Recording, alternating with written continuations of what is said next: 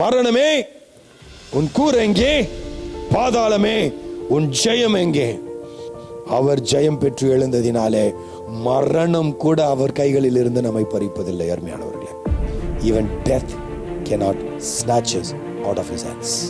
There is power of renewal in this process.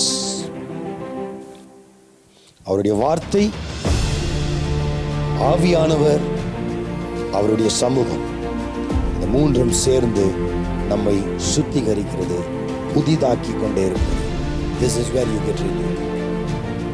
You don't get renewed otherwise. சபை கூடி வருதலிலே நாம் பரிசுத்தமாகிறோம். சிலுவை கொடூர மரண தண்டனையின் கருவிங்க. அது எப்படி புனித சின்னமாச்சு?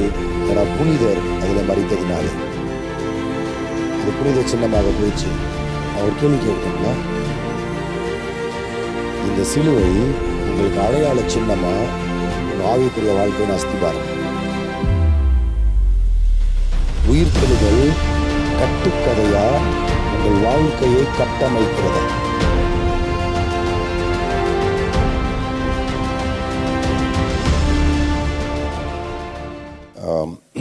ஒன்று கொரிந்தியர் 15ஆம் அதிகாரத்துக்கு திருப்பிக் கொள்வோம்.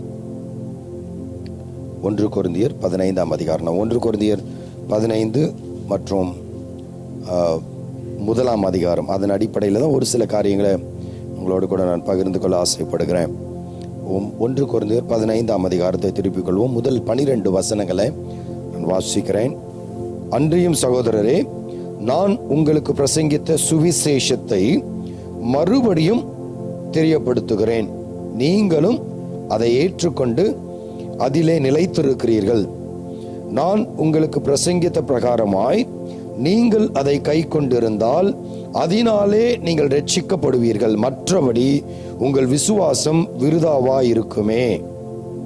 நான் அடைந்ததும் உங்களுக்கு பிரதானமாக ஒப்புவித்ததும் என்னவென்றால், கிறிஸ்துவானவர் வேத வாக்கியங்களின்படி நமது பாவங்களுக்காக மரித்து அடக்கம் பண்ணப்பட்டு வேத வாக்கியங்களின்படி 3ஆம் நாளில் உயிர்த்தெழுந்து கேபாவுக்கும் பின்பு 12 தரிசனமானார். அதன் பின்பு அவர் 500 பேருக்கு அதிகமான சகோதரருக்கும் ஒரே வேளையில் தரிசனமானார். அவர்களில் அநேகர் இந்நாள் வரைக்கும் இருக்கிறார்கள், சிலர் மாத்திரம் நித்திரையடைந்தார்கள். பின்பு யாக்கோபுக்கும் அதன் பின்பு அப்போஸ்தலர் எல்லோருக்கும் தரிசனமானார். எல்லாருக்கும் பின்பு அகால பிறவி போன்ற எனக்கும் தரிசனமானார். நான் அப்போஸ்தலர் எல்லாரிலும் சிறியவனாயிருக்கிறேன். தேவனுடைய சபையை துன்பப்படுத்தினதினாலே நான் அப்போஸ்தலன் என்று பேர் பெறுவதற்கும் பாத்திரன் அல்ல. ஆகிலும் நான் இருக்கிறது தேவ கிருபையினாலே இருக்கிறேன். அவர் எனக்கு அருளிய கிருபை விருதாவாய் இருக்கவில்லை. அவர்கள் எல்லாரிலும் நான் அதிகமாய் பிரயாசப்பட்டேன். ஆகிலும் நான் அல்ல, என்னுடனே இருக்கிற தேவ கிருபையே அப்படி செய்தது. ஆகையால் நானாகிலும் அவர்களாகிலும் இப்படியே பிரசங்கித்து வருகிறோம். நீங்களும் இப்படியே விசுவாசித்திருக்கிறீர்கள். கிறிஸ்து மரித்தோரில் இருந்து எழுந்தார் என்று பிரசங்கிக்கப்பட்டிருக்க மரித்தோரின் உயிர்த்தெழுதல் இல்லை என்று உங்களில் சிலர் எப்படி சொல்லலாம்? கிறிஸ்து எழுந்திராவிட்டால் உங்கள் விசுவாசம் வீணாயிருக்கும். நீங்கள் இன்னும் உங்கள் பாவங்களில் இருப்பீர்கள். கிறிஸ்துவுக்குள் நித்திரை அடைந்தவர்களும் கெட்டிருப்பார்கள். இம்மைக்காக மாத்திரம் நாம் கிறிஸ்துவின் மேல் நம்பிக்கையுள்ளவர்களாய் இருந்தால் எல்லா மனுஷரை பார்க்கிலும் பரிதபிக்கப்படத்தக்கவர்களாயிருப்போம். கிறிஸ்துவோ மரித்தோரிலிருந்து எழுந்து நித்திரை அடைந்தவர்களில் முதற் பலனானார். மனுஷனால் மரணம் உண்டானபடியால் மனுஷனால் மரித்தோரின் உயிர்த்தெழுதலும் உண்டாயிற்று. கண்களை முடிச்சு வைப்போம். அன்பின் நல்ல இயேசுவே, உடைய திருவார்த்தைக்காக நன்றி சொல்கிறோம். கர்த்தர் எங்கள் மத்தியிலே உடைய திருவசனத்தை கொண்டு பேசும்படியாய் நாங்கள் அர்ப்பணிக்கிறோம். 2000 ஆண்டுகளுக்கு முன்பதாக எங்களை மீட்கும் பொருளாய் தேவரே இந்த உலகத்தில் வந்தீர். மரிப்பதற்காகவே மனுவாக வந்தீர். முன்னுரைத்தபடி மரித்தீர், வாக்கு கொடுத்தபடி 3ஆம் நாள் உயிர் பெற்றெழுந்தீர். அதை நினைவு கூறக்கூடி இருக்கிறோம். உங்களுடைய வார்த்தையினாலே தேவரீர் எங்கள் மத்தியில் இடைப்பட வேண்டுமாய் ஜெபிக்கிறேன். இயேசுவின் நாமத்தில் பிதாவே, ஆமென். ஒரு ஃபேமிலி, எக்ஸ்டெண்டட் ஃபேமிலி, அம்மா அப்பா மாமனார் மாமியார், ஹஸ்பண்ட் ஒய்ஃப், அவங்க எல்லாரும் ஹஸ்பண்ட் ஒய்ஃப், பிள்ளைங்க, அப்புறம் அவரோட மாமனார் மாமியார், அவங்க அம்மா அப்பா, இவங்க எல்லாரும் சேர்ந்து ஒரு வேர்ல்ட் டூர் ஸ்டார்ட் பண்ணுறாங்க. வேர்ல்ட் டூர், உலகத்தை சுற்றி வரலாம் என்று சொல்லி ஒரு பயணத்தை ஆரம்பிக்கிறாங்க. அந்த பயணத்தின் ஒரு பகுதியாக அமெரிக்காவிலேருந்து ஆரம்பித்து ஈரோப்புக்கு வர்றாங்க. ஈரோப்பில் நல்லா சுற்றி பார்த்துட்டு and then they come to Israel, இஸ்ரேலுக்கு வராங்க. இஸ்ரேலில் சுற்றி பார்த்துட்டு இருக்கும் பொழுது அந்த டூர் அரேஞ்ச் பண்ணார்லே அவருடைய மாமியார் இறந்துடுறாங்க, எருசலேமில் இறந்துடுறாங்க. இப்போ என்ன பண்ணுறதுன்னு தெரியல, ரொம்ப வருத்தத்தில் இருக்கிறாங்க, எல்லாருமே ரொம்ப துக்கத்தில் இருக்கிறாங்க. உடனே இப்போ இவங்க உடலை இங்கேயே அடக்கம் பண்ணுகிறதா இல்லை வேற அமெரிக்கா கொண்டுட்டு போயிடலாமான்னு பல விதமான சிந்தனை. அப்போ அதை குறித்ததான பேச்சுவார்த்தை நடக்கிறாங்க. இது எப்படி பண்ணலாம், அதெல்லாம் பண்ணணும் இல்லையா, அதிகாரப்பூர்வமாக அதுக்கு சர்டிஃபிகேட் வாங்கணும், அதை அந்த சரீரத்தை சரியாக ரெடி பண்ணணும். இப்போ நிறைய ப்ரொசீஜர்ஸ் இருக்குது. அப்போ அதை செய்யக்கூடிய ஒரு அமைப்பை போய் அணுகிறாங்க. அவங்கள்ட்ட கேட்குறாங்க, இது மாதிரி இறந்துட்டாங்கப்பா, இது அமெரிக்கா கொண்டுட்டு போனா எவ்வளோ ஆகும் அப்படின்னு சொல்லி கேட்குறாங்க. அவருங்க எல்லாத்தையும் எஸ்டிமேட் பண்ணிவிட்டு, ஒன்றும் பயப்படாதீங்க சார், எல்லாத்தையும் நாங்கள் பார்த்துப்போம், எங்ககிட்ட வந்துட்டிங்கன்னா இங்கே இருந்து அங்கே கொண்டு போய் எல்லா வேலையும் முடிக்கிற வரைக்கும் நாங்கள் பார்த்துப்போம், நீங்கள் கவலையே பட வேணாம், நீங்கள் சும்மா வந்து நின்னா போதும், இது எல்லாத்தையும் நாங்களே பார்த்துப்போம் அப்படின்னால ஒரு அஷூரன்ஸ் கொடுத்துட்டாங்க. இவங்களுக்கு ஒரே சந்தோஷம், பரவாயில்ல அப்படின்ற மாதிரி இருக்கும்போது என்ன நடக்குது, எவ்வளோ ஆகுதுன்னு கேட்குறாங்க, எவ்வளோ செலவாகும் அப்படின்னு சொல்லி. ஸோ அவங்க சொன்னாங்க, அமெரிக்காவுக்கு இவங்களை கொண்டுட்டு போய் அங்கே அடக்கம் எல்லாம் செய்யணும்னா $28,000 ஆகும். $28,000 $28,000 ஆகும் சார் அப்படின்னு சொன்னாங்க. ஓய்யோ அப்படின்னு அவங்களுக்கு பயம், $28,000 ஆகுமா அப்படின்னு சொல்லிட்டு. அண்ட் தென் சொன்னாங்க, அப்போ இங்கேயே பண்ணணும்னா எவ்வளோ ஆகும் அப்படின்னு கேட்டதுக்கு, இங்கேயே பண்ணணும்னா $2,000 பண்ணிடலாம். எவ்வளோ ஆகும், $2,000 பண்ணிடலாம் அப்படின்னு சொன்னாங்க. இவர் யோசிச்சாரு. ஸோ இப்போ என்ன நடந்தது, மாமியார் இறந்துட்டாங்க, அமெரிக்கா கூட்டு போய் அடக்கம் பண்ணணும்னா $28,000, இங்கேயே அடக்கம் பண்ணணும்னா $2,000, என்ன பண்ணலாம் அப்படின்னு கேட்ட உடனே இவர் யோசிச்சாரு. குடும்பத்தோட நான் பேசிட்டு சொல்றேன்னு போயிட்டு யார்கிட்டையும் பேசல, வந்துட்டு இல்லை இப்போ அமெரிக்கா கொண்டு போய் போச்சிடலாம் அப்படின்ட்டாரு, அடக்கம் பண்ணிடலாம் அப்படின்ட்டாரு. சார் $28,000 சார், விளையாடுறீங்களா, இங்கேயே பண்ணால் $2,000 முடிச்சிடுவேன் சார், ஏன் சார் அப்படின்னு கேட்டோன்னா அதுக்கு அவர் சொன்னாராம், 2000 வருஷத்துக்கு முன்னாடி ஒருத்தர் இங்கே புதைச்சாங்க, 3ஆவது நாள் அவர் ஏஞ்சி வந்துட்டாரு, அந்த ரிஸ்க் நான் எடுக்க முடியாது, எவ்வளோ செலவானாலும் பரவாயில்ல, அமெரிக்காலேயும் புதைச்சிடுறேன் நானும். Okay. Sometimes it's very funny. For some, resurrection is a story. உயிர்த்தெழுதல் ஒரு கதை அல்லது கற்பனை. Because we can't trust scientifically, oh it's not proven, எல்லா கதையெல்லாம் பேசுவோம் நம்ம. எப்படி பண்ண முடியும், historically is there evidence for Jesus resurrection. இயேசு உயிர்த்தெழுந்தார் என்பதுக்கு historical history, you can't, I mean, can history be proved at any point? No.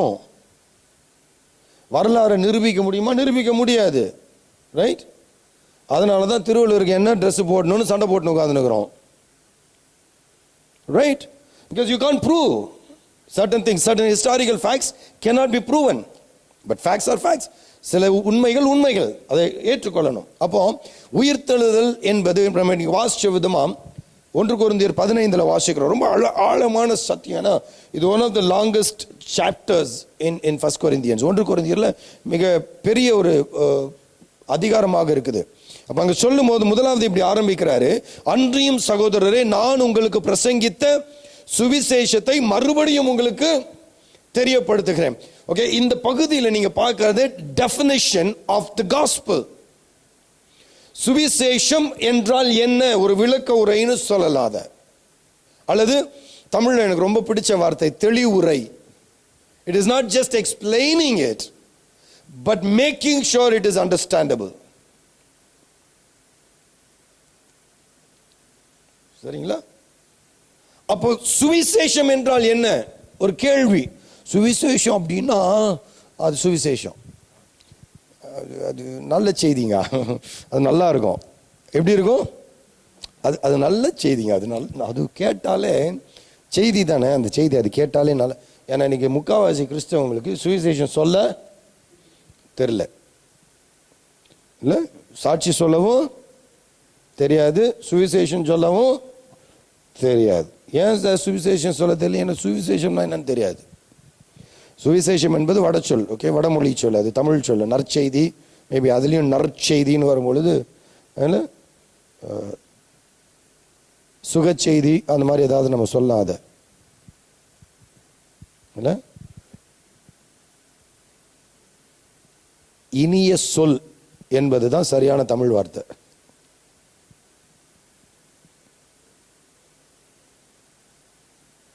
சரிங்களா?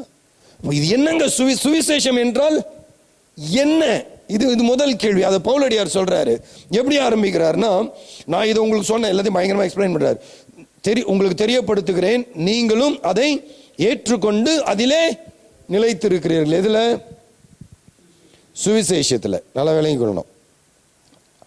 நான் சுவிசேஷத்தை உங்களுக்கு பிரசங்கித்தேன், நீங்களும் அந்த சுவிசேஷத்துல நிலைத்திருக்கிறீர்கள். நீங்க 4ஆம் அதிகாரத்தை வாசிச்சு பார்த்துட்டு இந்த வசனத்தை பார்த்தீங்கன்னா கொஞ்சம் குழப்பம் வரும். ஏன்னா அங்க நிறைய பேரை கழுவி ஊற்றி இருப்பாரு, அடிச்சு தொர்த்த அவனெல்லாம் சேர்த்துக்காத, இவனெல்லாம் அப்படிதான் மோசம், அப்படி கண் அப்படின்னு திட்டி வச்சிருப்பாரு. ஒரு சிலரை திட்டிட்டு சொல்றாரு. அதுக்கு முன்னாடி ஆரம்பிக்கும் போதே பரிசுத்தவான்களுக்கு எழுதுகிறேன் அப்படின்னு எழுதிட்டு வச்சு வாங்குன்னு வாங்குறாரு. யார்ட? பரிசுத்தவான்களை வச்சு கிளின்னு கிழிச்சு எடுக்கிறாரு. கிழிச்சு முடிச்சுட்டு சொல்றாரு, நீங்கள் அதில் நிலைத்து இருக்கிறீர்கள். எதுல? அப்புறம் எதுக்கு அவ்வளோ திட்டினேன்? தப்பு பண்ணல திட்டுவேன், தப்பு பண்ணல நான் ஒன்று திட்டுவேன். நீ இடரை போக வேண்டும் என்பதற்காக அல்ல, நீ சீர் பொருந்த வேண்டும் என்பதற்காக. சொல்லிட்டு 2ஆம் வசனம், நான் உங்களுக்கு பிரசங்கித்த பிரகாரமாய் நீங்கள் அதை கை கொண்டிருந்தால், எதை? சுவிசேஷத்தை கை கொண்டிருந்தால் அதனாலே நீங்கள் ரட்சிக்கப்படுவீர்கள். இந்த சுவிசேஷத்தை கை கொள்வதினாலே நமக்கு ரட்சிப்பு. ரொம்ப simply, pudding a faith in the gospel. சுவிசேஷத்தை விசுவாசிப்பதினாலே நமக்கு ரட்சிப்பு உண்டு. ஓகே, ரட்சிக்கப்படுவீர்கள். அதனாலே உங்களுக்கு நீங்கள் ரட்சிக்கப்படுவீர்கள். மற்றபடி உங்கள் விசுவாசம் விருதா இருக்கும். See, very simple. If you do not believe the gospel, your faith is futile.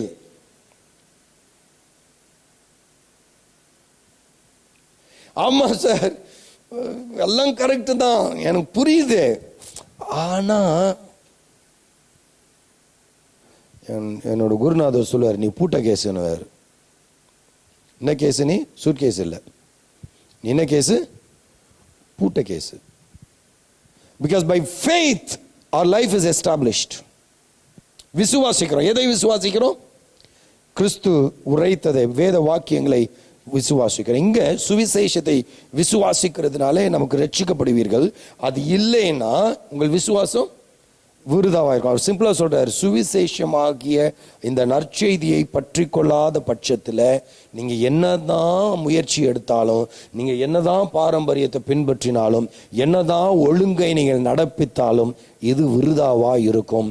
ஏனால் கர்த்தராகிய இயேசு கிறிஸ்துவை அன்றி வேறு இரட்சகர் இல்லை. இப்போ இன்னும் சுவிசேஷத்துக்கு வரல அவரு. சுவிசேஷம் அப்படி நான் உங்களுக்கு பிரசங்கித்த சுவிசேஷம் என்ன அப்படின்னா 3ஆவது வசனத்துல சொல்றாரு, நான் அடைந்ததும் உங்களுக்கு நிறைய பேசியிருக்கேன் உங்ககிட்ட. உங்களுக்கு நிறைய அதிகாரங்களை வாசிச்சு பார்த்தீங்கன்னா, சாப்பிடும் போது என்ன செய்யணும், சாப்பிட்டதுக்கு அப்புறம் என்ன செய்யணும், சண்டை போடாதீங்கடா, சண்டை போட்டா ஒப்புரவு ஆயிடுங்கடா, ஒரே சபையின் சரீரம்னு ஏகப்பட்டதை நான் பேசியிருக்கிறேன். ஆனால் உங்களுக்கு பிரதானமாய் நான் உங்களுக்கு ஒப்புவித்ததும் என்னவென்றால், கிறிஸ்துவானவர் வேத வாக்கியங்களின்படி நமது பாவங்களுக்காக மரித்து அடக்கம் பண்ணப்பட்டு வேத வாக்கியங்களின்படி 3ஆம் நாளில் உயிர்த்தெழுந்து அதுக்கப்புறம் ஒரு லிஸ்ட் கொடுக்குறாரு யாருக்கெல்லாம் தரிசனமானார்னு. So what is the gospel? கிறிஸ்துவானவர். கிறிஸ்துனா அபிஷேகம் பண்ணப்பட்டவர். எபிரேய மொழியில மெசாயா, கிரேக்க மொழியில கிறிஸ்தோஸ். கிறிஸ்தோஸ், கிறிஸ்து, ரெண்டுக்கும் ஒரே அர்த்தம் தான்.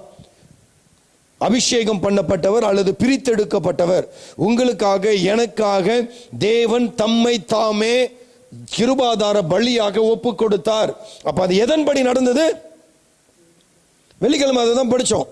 வேத வாக்கியங்கள் நிறைவேறும்படியாக கிறிஸ்து தன்னுடைய வாழ்க்கையை வாழ்ந்து மரண தருவாய் வரைக்கும் வேத வாக்கியங்களின் நிறைவேறுதலாகவே மரணத்தை சகித்தார் அல்லது ஆட்கொண்டார். அப்ப அந்த வேத வாக்கியங்களின்படி எப்படி சார் இது சாத்தியம்? என் மனைவி கன்சீவா இருந்தப்போ நாங்க முடிவு எடுத்துட்டோம், முதல் குழந்தை சரிங்களா. நான் கெவின் ஜெரேமின்னு பேர்லாம் வச்சு கூப்பிட ஆரம்பிச்சிட்டேன் என் பிள்ளைய. ஹேய் கெவின், ஹே ஜெரி, பயங்கரமா பேசுவோம் நாங்க. என்ன எல்லாம் முடிச்சுட்டு லேபர் பெயின் வந்துச்சு, ஹாஸ்பிட்டலில் போய் அட்மிட் பண்ணிட்டோம். அதான் ஆஸ் யூஷுவல், எனக்கு என்ன பண்ணுறதுன்னு தெரியாது. அவள் வழியில் துடிச்சுன்னு இருக்கிறா. எனக்கு கொஞ்ச நேரத்துக்கு முன்னாடி சாட்சி சொன்னாலும் அதே கதை தான் அப்போவும். ஏன்னா அந்த வலி எப்படி இருக்குன்னு எனக்கு தெரியுமா? தெரியாது. இப்போ அவன் வழியில் துடிச்சிட்டு இருக்கிறா காலிலேருந்து. ஏன்னா நைட்டே ஃபோன் அடிச்சுட்டான், வலி வந்துருச்சுன்னு, கான்ட்ராக்ஷன் தெரிஞ்சிருச்சு. நான் வந்து படுத்து தூங்கிட்டேன். இன்னும் திட்டி திட்டி எழுப்பி, நான் வழியில் துடிச்சுன்னு இருக்கிறேன், நீ தூங்கின்னு இருக்க, அப்போ நானும் கூட சேர்ந்து துடிக்க முடியும். எனக்கு வலிச்சா தானே நான் துடிக்க முடியும். எனக்கு வலிக்கலம்மா, நான் என்ன பண்ண முடியும்? பயங்கரம். எல்லாம் போய் கடைசியில் 4:30 மணிக்கு போய் அட்மிட் பண்ணி சாயந்தரம் 4:30 மணிக்கு தான் குழந்தை பிறந்தது. சரி ரைட் அப்படின்னு அந்த டாக்டர் கொஞ்சம் நக்கல் பூச்சவங்க. குழந்தைய கையில் கொடுக்காம இன்னும் குழந்தை சொல்லு அப்படின்னாங்க. அது குழந்தைன்னு எனக்கு நல்லா தெரியும். மனுஷ குழந்தை தான், கொடுத்துருங்க தயவு செஞ்சு. என்ன நீ தயவு செஞ்சு கொடுங்க. இல்லை நீ சொன்னாதான் கொடுப்பேன். என்ன கொடுப்பேன்? சொன்னாதான் கொடுப்பேன். ஆம்பளை பிள்ளையா பொம்பளை பிள்ளையா அப்படின்னாங்க. நான் நினச்சேன் ஆம்பளை பிள்ளை, நாங்கள் அப்படி தானே கூப்பிட்டுன்னு இருக்கிறோம். நான் நினைக்கிறேன் ஆம்பளை, எந்த பிள்ளையா இருந்தாலும் எனக்கு சந்தோஷம் தான், ஆனால் நான் ஆம்பளை பிள்ளைன்னு நினைக்கிறேன் அப்படின்னு. ஐ ஏமாந்துட்டியே பொம்பளை பிள்ளை அப்படின்னு கொடுத்தாங்க. நான் வாங்கிட்டு போய் எங்கள் அம்மாட்ட கொடுத்துட்டு பிள்ளைய, நான் எனக்கு பொண்டாட்டியை பார்க்கணுன்னு ஆசை, அதனால திடீர்னு லேபர் ரூம்குள்ளே ஓடிட்டேன். அவள் எப்படி இருக்கிறான்னு தெரிலன்னு சொல்லி டக்குன்னு உள்ளே போயிட்டு அப்புறம் அவளை பார்த்துட்டு வந்தேன். இல்லை அதாவது 40 வாரங்கள் அதுதான் ஒரு தாய்மையின் காலங்கள் இல்லை, கர்ப்ப காலம்னு சொல்லுவோம். 40 வாரத்துக்கு முன்னாடி நாங்கள் தப்பாக கெஸ் பண்ணிட்டோம். எது வயிற்றுல இருக்கிறது ஆனா பொண்ணான்னு தெரியாமல் கெவின் கெவின் வேற கூப்பிட்டு என் பொண்ணு இன்னும் குழப்பத்தையே சுற்றினுக்கிறா.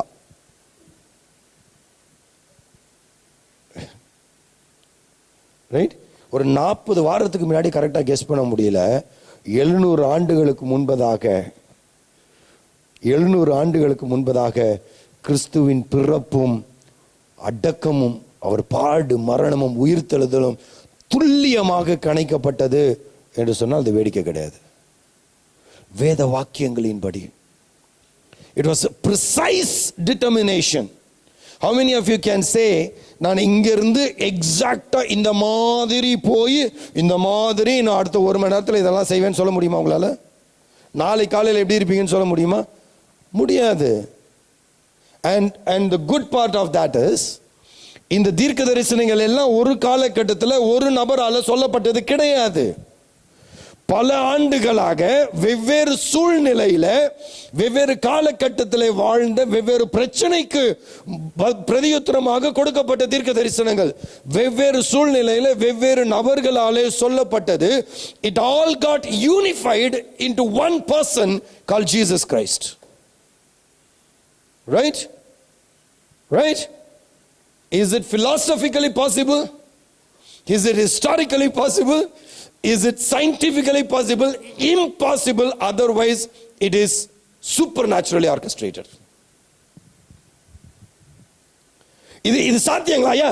2000 வருஷத்துக்கு முன்னாடி சொல்லப்பட்ட தீர்க்க தரிசனங்கள் ஒண்ணு கூட மாறாம பிழை இல்லாம அப்படியே நிறைவேறுகிறது என்பது பல நபர்களால வெவ்வேறு காலகட்டத்தில் சொல்லப்பட்டது துல்லியமா ஒரே நபருடைய வாழ்க்கையில நிறைவேறி முடிக்கணும். No, that's another bigger probability theory. உங்களுக்கு பிரச்சனை மேக்ஸ் குழப்ப விரும்பல நான். You take the probability of science. Is it possible? ஒரே நபருடைய வாழ்க்கையில இத்தனையும் நிறைவேற முடியுமா? கிட்டத்தட்ட 360 தீர்க்க தரிசனங்கள் நிறைவேற முடியுமானா இம்பாசிபிள்.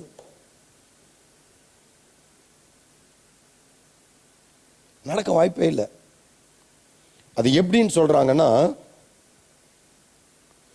டெக்சாஸ் மாகாணம் முழுவதுமாக காயினை நிரப்பிட்டு 4 அடிக்கு, அமெரிக்காவுடைய இப்போ சென்னை வச்சுக்கலாமா, சென்னை முழுக்க ஒரு 4 அடி உயரத்துக்கு நம்ம காயின் 5 ரூபா காயின் இருக்குல்ல, அதை ஃபுல்லாக நிரப்பிட்டு இதில் எங்கேயோ ஒரு இடத்துல ஒரே ஒரு சில்வர் காயினை போட்டிருக்கீங்க. இதை 1 மணி நேரத்தில் தேடி எடுக்கணும். ஒரே டைமில் எடுக்கணும். ஒரே ட்ரை தான். முடியுமா? சென்னை முழுக்க இருக்குதுங்க. என்டையர் சென்னையை 4 அடி உயரத்துக்கு காயின்ஸால நிரப்பி இருக்கிறோம். அதுக்கு நடுவில் ஒரே ஒரு சில்வர் காயின் இருக்குது.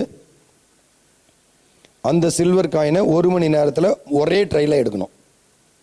யாரால சாத்தியம்? ஆக்ஸ்போர்ட் யூனிவர்சிட்டியோட சயின்ஸ் ப்ரொஃபஸர் இயேசு கிறிஸ்துவின் உயிர்த்தெழுதலை குறித்து சொன்ன உதாரணம் இது.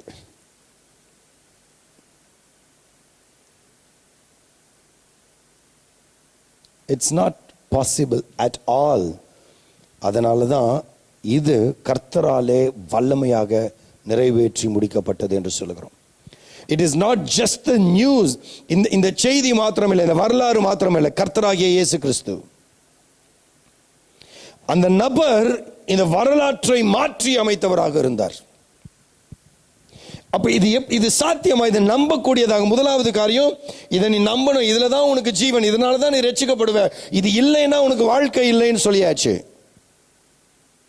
ஆனா இது நம்புற மாதிரி இருக்குதா சார் அப்படின்னா, பவுலடியார் இதை நம்பி வந்தவர் கிடையாது.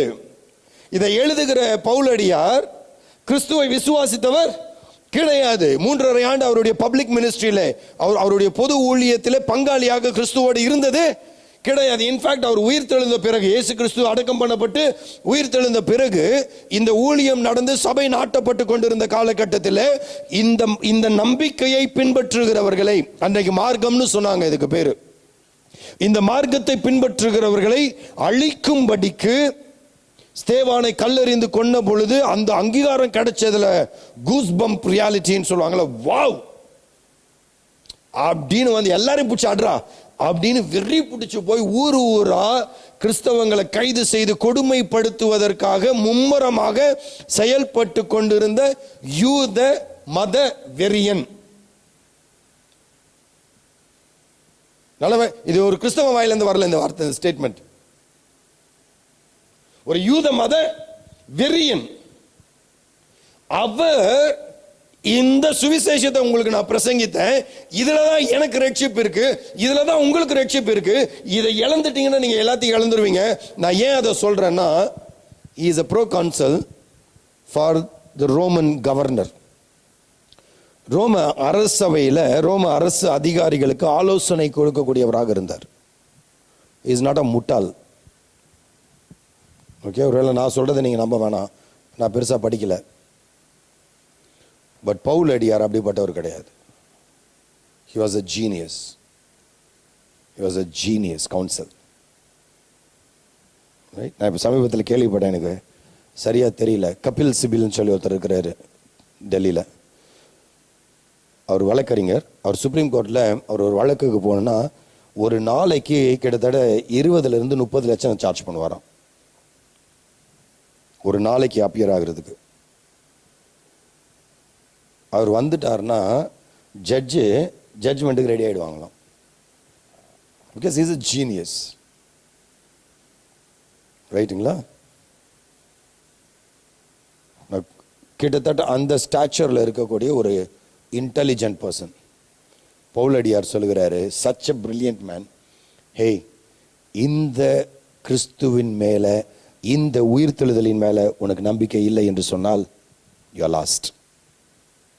You are lost.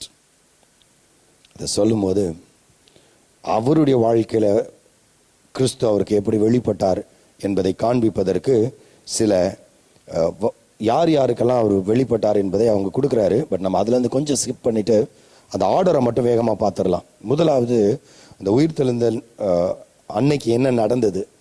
ஞாயிற்றுக்கிழமை அல்லது வாரத்தின் முதலாம் நாள். நம்ம ஞாயிற்றுக்கிழமைன்னு சொல்கிறோம், whatever. ஓகே, ஸோ வாரத்தின் முதலாம் நாள் பெண்கள்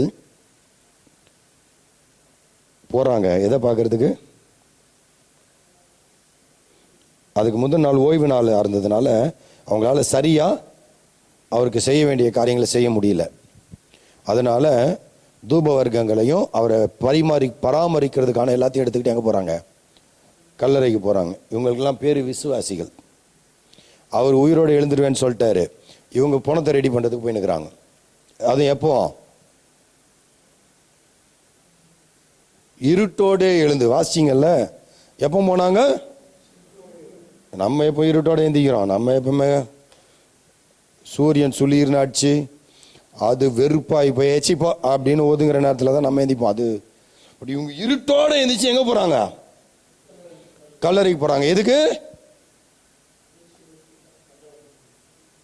அந்த உடலை சரி செய்யறதுக்கு போகிறாங்க. நான் 3ஆம் நாள் உயிரோடு எழுந்திருப்பேன் அவர் சொல்லிட்டு போயிட்டார். நீ சொல்றதெல்லாம் நான் நம்ப முடியுமாண்ணா?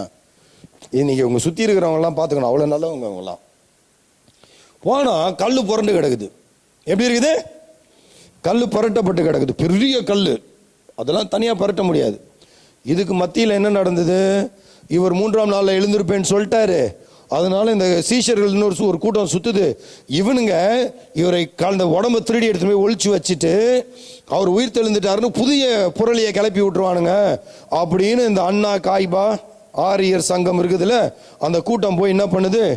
அவன்கிட்ட பிலாத்துட்ட போய் சொல்லி, ஏறதுக்கிட்டையும் சொல்லி, அதுக்கு காவல் வச்சு சங்கிலியால கட்டி, ஒரு கல்லறையை போய் சங்கிலியால கட்டுறானுங்கன்னா எவ்வளோ பெரிய ஆளுங்களா இருப்பானு யோசிச்சு பார்த்துக்கோங்க. சங்கிலியால கட்டி பூட்டு போட்டு ரோம போர் வீரர்கள் அங்கே காவலுக்கு நிற்கிறானுங்க. அவனுங்கள நினச்சாதான் பரிதாபமாக இருக்குது எனக்கு. கொஞ்சம் நினச்சி பாருங்களேன். அவனுக்கு நடுற ஃபுல்லாக அடிச்சு கிச்சு காலி பண்ணிட்டு, குடிகாரனுங்க வேற ஃபுல்லாக போதையில் இருப்பானுங்க. அவனுங்க குடிச்சிட்டு என்ன பண்ணியிருப்பானுங்க? ஒரு மார்க்கமாக இருந்திருப்பானுங்கன்னு நினைக்கிறேன். திடீர்னு சவுண்டு கேட்குது இல்லை?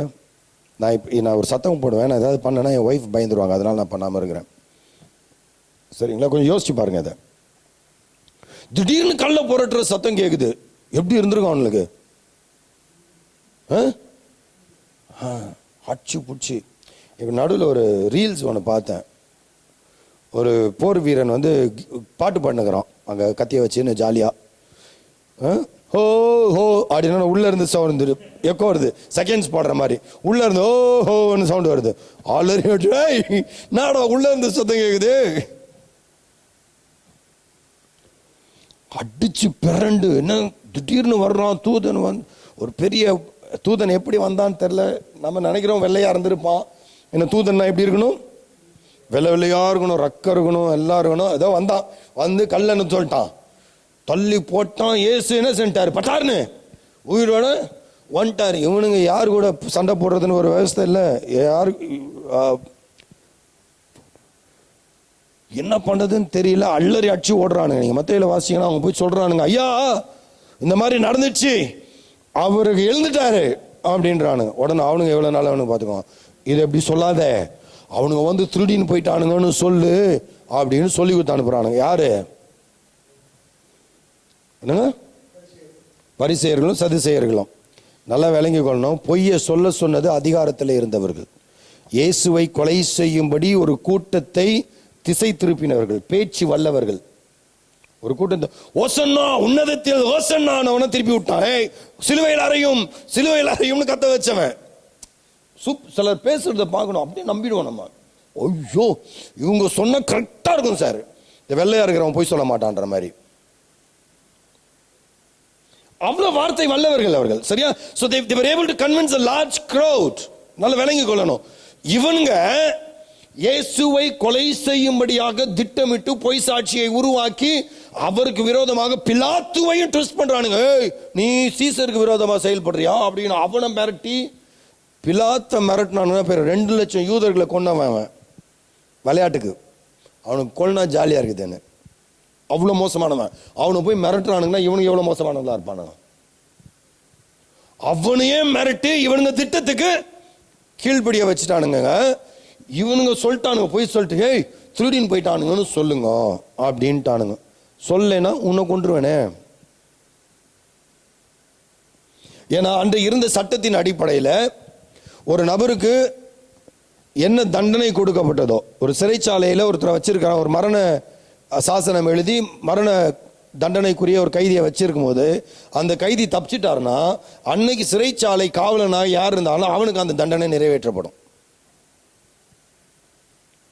இதுதான் ஒழுங்கு அன்னைக்கு இருந்த சட்டம். இப்போ இவர் செத்துட்டாருன்னு புதைச்சிட்டானுங்க. புதைச்சவரை காணோம். இவங்க என்ன பண்ணியிருப்பானுங்கன்னு நினைக்கிறீங்க? ஒன்று கொண்டு இருக்கணும், இல்லைன்னா உயிரோட புதைச்சிருக்கணும். இப்போ இவங்களுக்கு ஆல்ரெடி உயிர் பிரச்சனை இருக்குது, போராட்டம் இருக்குது. இதுக்கு நடுவில் இவன் பொய் சொல்ல சார், இந்த பொய் சொன்னா நீயும் பொழிச்சுப்ப நானும் பொழிச்சுப்பேன், இல்லை நீ தான் திருநேன்னு உன் மேலே திருப்பி விட்டுருவேன்.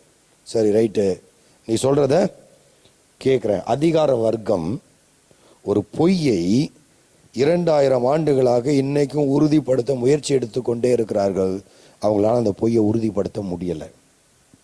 சரிங்களா? ஏன்னா இவங்க போய் பார்த்தாங்க, அங்கே ஆளை காணும். ரெண்டாவது, மகதலேனா மரியாளுக்கு அவர் தரிசனமாகிறார். அந்த அம்மா ரொம்ப அன்பானவங்க.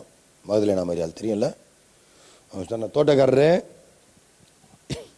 தோட்டக்காரரே நீ உடம்பை எடுத்துருந்தா கடைசி வரைக்கும் நீங்கள் நல்லா கவனிச்சு பார்த்தீங்கன்னா ஒருத்தன் கூட உயிரோட வருவார் நம்பவே இல்லைங்க. நம்ம சொல்லுது, நீ உயிரை எடுத்திருந்தா உடலை எடுத்திருந்தா கொடுத்துரு, நாங்கள் செய்ய வேண்டியதெல்லாம் கடைசி வரைக்கும் அந்த உடம்புக்கு என்ன செய்யணுன்றதுலேயே குறியா இருக்கிறாங்க இவங்க. இல்லை, அவ உயிர் தெழுந்தார்ன்ற சிந்தனையே வராத கூட்டம் இது. சரி, ரபுனி அப்படின்னு பக்கத்தில் வராது, தள்ளி போன்ட்டார். புரிய வச்ச உடனே புரிஞ்சுக்கிட்டா. இப்போ புரிஞ்ச உடனே தொடாத, நான் பிதாவின் இடத்துல போகலன்னு சொல்லிட்டாரு. எல்லா ஆர்டரும் கொடுக்க முடியாது. அதுக்கு முன்னாடி பெண்கள்கிட்ட சொல்லிட்டாருமா, போயிட்டு என் சகோதரர்களுக்கு சொல்லு. வாசிச்சோம் நம்ம, யார்கிட்ட போய் சொல்லு? என் சகோதரர்களுக்கு போய் சொல்லு அப்படின்னு. போயிட்டாங்க, போய் சகோதரர்கள் சொல்லிட்டாங்க. சொன்னா அவனுங்க கேட்ட உடனே கொஞ்சம் வித்தியாசமானவனுங்க. இதுல நல்ல விஷயம் என்ன தெரியுமா? இப்போ நம்ம இந்த குரூப்ல கூட இந்த பால் டேவிட்னு ஒருத்தர் இருக்கிறார், ஒரு யங் மேன். துருன்னு எதையாவது பண்ணின்னு இருக்கிறாரு. இங்கே இந்த ஃப்ரண்ட்டில் உட்காந்துருக்கிற வயசானவங்களாம் எதுவும் செய்கிறது இல்லை. அவர் மட்டும்தான் ஏதாவது துருன்னு பண்ணினே இருக்கிறாரு எப்போ பார்த்தாலும். சரிங்களா? அந்த மாதிரி இந்த கூட்டத்திலே வயசானவன் பேதுரு ஓடுறான். திபுன்னு யார் 2 பேர் போனான்? இந்த ஜூனியர் மோஸ்ட்டும் இந்த சீனியர் மோஸ்ட்டும் ஓடுறானுங்க. எங்க செய்தியை கேட்டோன்னு கல்லறைக்கு ஓடுறானுங்க. ஓடி போய் இந்த ஜூனியர் மோஸ்ட் யாரு? வாலிப பிள்ளை. வேகமாக ஓடிட்டாரு. இது கிழமை ஓடி வரும், 45 வயசு, என் வயசு அவருக்கு. ஓடணும் அவ்வளோ தூரம் ஓடி போயிட்டாங்க. கல்லறைக்கு பக்கத்தில் போயிட்டு வாலிப வயசு நின்றுச்சு, உள்ள போல. ஏன்னா பயம், பீதியா இருக்கு, லைட்டா பீதியா இருந்திருக்குது யோவானுக்கு. உள்ள போல, வெளியே நின்ட்டான். உடனே இவர் உள்ள போறாரு. வந்தவர் பின்னாடி வந்தவர் உள்ள போயிட்டாரு. இவர் எல்லாத்தையும் நான் போட்ல இருந்து இறங்கி வருவேன் ஆனுவாரு. எதா இருந்தாலும் துருன்னு முந்திரி கொட்டானுவாங்க எங்கள் ஊரில்.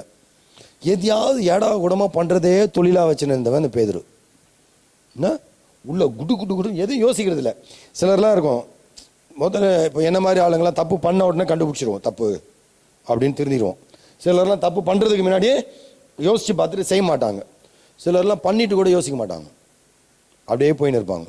என்ன நடந்தது, என்ன அதெல்லாம் தெரியாது அப்படின்ற ரீதியிலே ஒரு மாதிரி, நான் நடந்தாலும் நான் செய்வதே ஆமாம் என் கட்டளையே சாசன மாதிரி போயின்னு இருப்பாங்க வாழ்க்கையில். அப்படியே போக வேண்டியதுதான். அந்த மாதிரி ஆளு பேதுரு. எதையும் யோசிச்சுட்டு செய்யறது கிடையாது, செஞ்சுட்டு யோசிக்கிறது கிடையாது. துருன்னு உள்ள போயிட்டான். அவன் போய் பார்த்தான் ஒரு விஷயத்த. திரை சிலை இருக்குது, தலையை சுற்றி வச்சிருந்த துணி மடிச்சு வச்சிருக்குது. எப்படி இருக்குது? கரெக்டாக மடிச்சு சுற்றி தலைமாட்டில் வச்சிருக்குது. திருடிட்டு போறவன் அப்படியா பண்ணிட்டு போவான். வந்து திருடிட்டு போறவன் துணி என்ன செய்யணும்?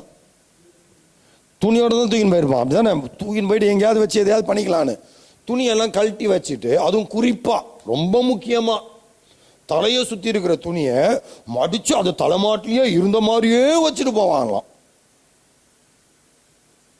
இது கேட்கறதுக்கு கேனத்தனமா இல்லை? இவனுக்கு என்ன சொல்லிட்டானுங்க? திருடின்னு போயிட்டாருன்னு சொல்லுன்ட்டானுங்க. எதை? உடம்ப. ரைட். இதை பார்த்துட்டாங்க. இப்போ இவர் சொல்லிட்டாருப்பா நான் வருவேன், நீ பேதுரு உள்ள போய் பார்த்துட்டாரு. பார்த்த பிறகு சில பெண்கள் இந்த சுகந்த வாசனைகளை கொண்டு வந்தாங்க இல்லையா, அந்த பெண்களுக்கு தரிசனம் கொடுக்கிறார். அதன் பிறகு நேரம் இல்லை, எம்மா ஊருக்கு போகிற சீஷர்களுக்கு அவர் தரிசனமாகிறார். அதன் பிறகு சீஷர்களுக்கு தரிசனமாகிறார். இந்த சீஷர் கூட்டத்தில் ஒருத்தன் இல்லை, அவன் தான் நம்ம ஊருக்கு வந்தவன். அவன் இல்லை. ஃபர்ஸ்ட் டைம் வந்தப்போ அவர் வந்தார், உள்ளே வந்துட்டார், பார்த்தாரு, உடனே ஐயோ ரபின்னு எல்லாம் சரண்டர் ஆகிட்டானுங்க. ஆனால் இவன் சொல்லிட்டான், நோ நான் காயத்தில் விரலை போட்டு பார்த்தாதான் நம்ம சொல்லுவோம் தெரியுமா, நீ ஆண்டவரே நீர் உண்மையாக இருந்தால் எனக்கு இதை செஞ்சு காட்டுங்க ஆண்டவரே, அப்போதான் உன்னை நம்புவேன். நீ அப்படி நம்பணுன்றதுக்காக செய்யணுன்ற கட்டாயம் அவருக்கு இல்லவே இல்லை. Please understand, he doesn't have the necessity to prove that he is God. It is our necessity to accept him as God. விளங்குதுங்களா? அவர் தன்னை கடவுள் என்று உறுதிப்படுத்த வேண்டிய தேவையோ அவசியமோ அவருக்கு கிடையாது. அவரை கடவுளாக ஏற்றுக்கொள்ள வேண்டிய அவசியம் உங்களுக்கும் எனக்கும் தான் இருக்குது. அவருக்கு அவர் தன்னை கடவுளாக நிரூபிக்க வேண்டிய கட்டாயமோ அவசியமோ கிடையாது. He is not in the dire necessity to be proven as God. If you want, he has given you enough of evidences. தேவையான அனைத்து ஆதாரங்களையும் அவர் தந்திருக்கிறார். இதை ஏற்றுக்கொள்கிறதும் ஏற்றுக்கொள்ளாததும் அவர் சொந்த இஷ்டம். காதை பிடிச்சி உங்களை தரன்னு பரலோகத்துக்கு கூட்டு போக மாட்டார். ஒருவேளை நான் சர்ச்சைக்கு இழுத்துன்னு வருவேன், ஆனால் அவர் உங்களை காதை பிடிச்சி என்ன செய்ய மாட்டார் பரலோகத்துக்கு. It's not against your will.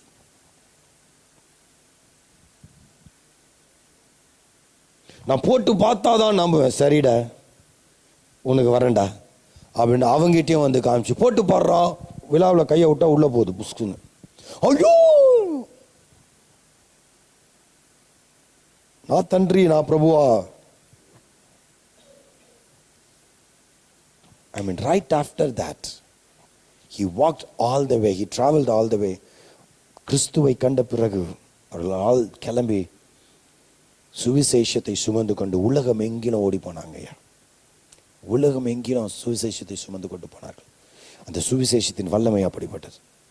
பிறகு அவர் பர்வதத்துக்கு ஏறினதை அநேகர் கண்டார்கள். இங்கே பவுலடியார் சொல்கிறார், கேபாவுக்கு பின்பு 12 பேருக்கும் தரிசனமானார். 5ஆம் வசனம் 6ஆம் வசனம். அதன் பின்பு அவர் 500 பேருக்கு அதிகமான சகோதரருக்கும் ஒரே வேளையில் தரிசனமான. நீங்க 1-2 கல்ல, இவனுக்கு 2-3 கல்ல சாட்சியா வச்சு அவரை கொலை செய்யவே தீவிரமா போயிட்டானுங்க. இவர் 500 பேருக்கு அதிகமானவங்களுக்கு தரிசனமாயிருக்கிறாரு, அதை பொய்யின்றானுங்க. இதில் என்ன பண்ணலாம் நம்ம? அதன் பிறகு அவர் யாக்கோபுக்கு தரிசனமானார். யார் இந்த யாக்கோபு? சில வல்லுநர்கள் சொல்றாங்க இயேசுவின் சகோதரனாகிய யாக்கோபு. அவன் இயேசு கிறிஸ்து உயிர்த்தெழுந்த பிறகுதான் இயேசு கிறிஸ்துவை விசுவாசித்தான். and he became the head of the Jerusalem church. எருசலேம் சபையின் தலைவராக அவர் ஊழியம் செய்தார். சிறை சேதம் செய்யப்பட்டார், கிறிஸ்துவுக்காக வாழ்ந்து மரித்தார். சரிங்களா? அதன் பிறகு அகால பிறவி போன்ற எனக்கும் தரிசனமானார். தமஸ்குக்கு போற வழியில எனக்கும் அவர் தரிசனமானார் என்று சொல்லி பவுலடியார் அங்கே சொல்லுகிறார். இவ்வளோ பேருக்கு அவர் தரிசனமாயிருக்கிறார். கொரிந்து சபையில ஒரு சிலர் இந்த உயிர்த்தெழுதலை நம்பவில்லை. அவர்களுக்கு இவர் எழுதினார். 3 காரியத்தை அவர் உறுதிப்படுத்தினார். முதலாவது காரியம், இந்த உயிர்த்தெழுதல் உண்மை என்பதை உறுதிப்படுத்தினார். It is not a cooked up story. It is not a cooked up story.